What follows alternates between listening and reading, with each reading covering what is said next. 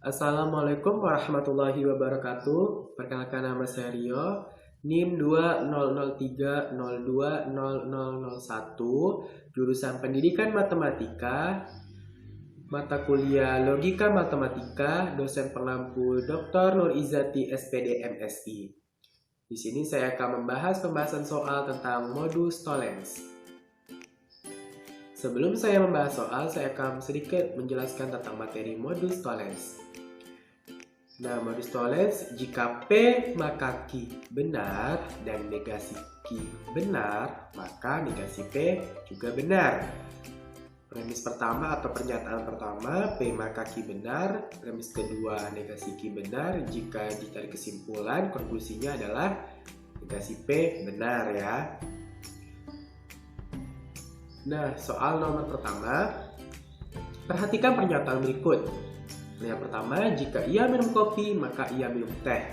Pernyataan kedua, ia tidak minum teh.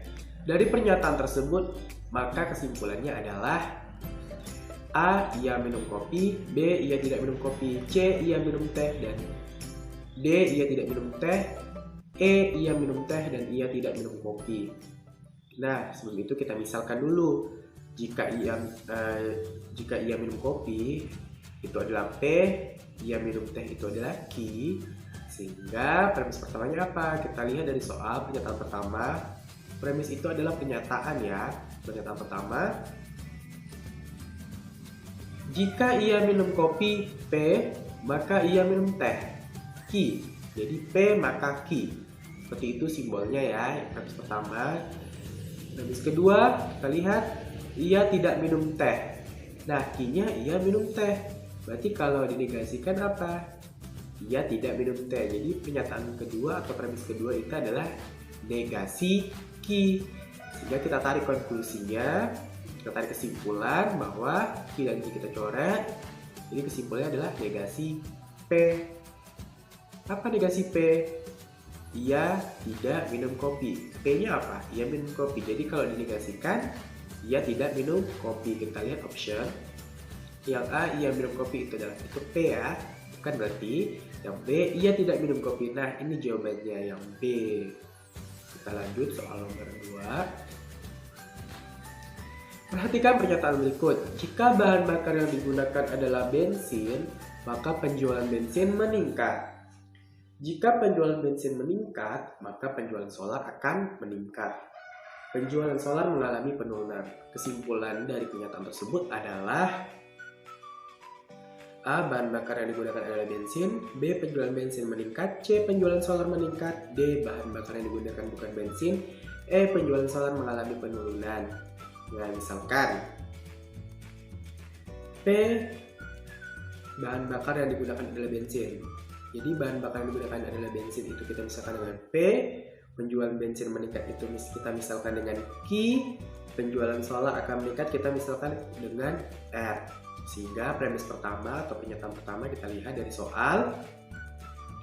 Jika bahan bakar yang digunakan adalah bensin itu P, maka penjualan bensin meningkat Q. Sehingga P maka Q.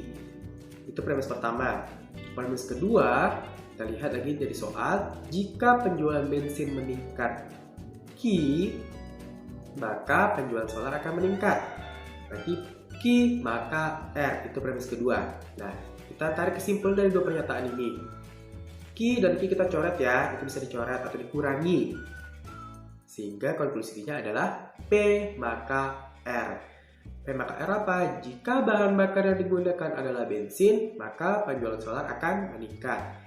Nah, kita lihat lagi dari soal, ada pernyataan ketiga. Penjualan solar mengalami penurunan.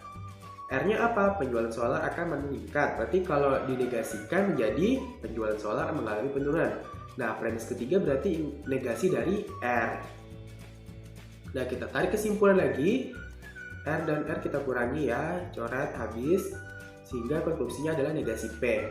P tadi apa? Bahan bakar yang digunakan adalah bensin. Jika dinegasikan apa?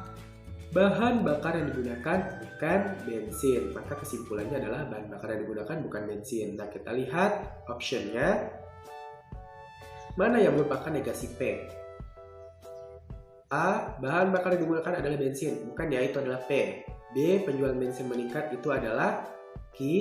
C. Penjualan solar meningkat, itu adalah R. D. Bahan bakar yang digunakan bukan bensin. Nah, itu dia jawabannya adalah D.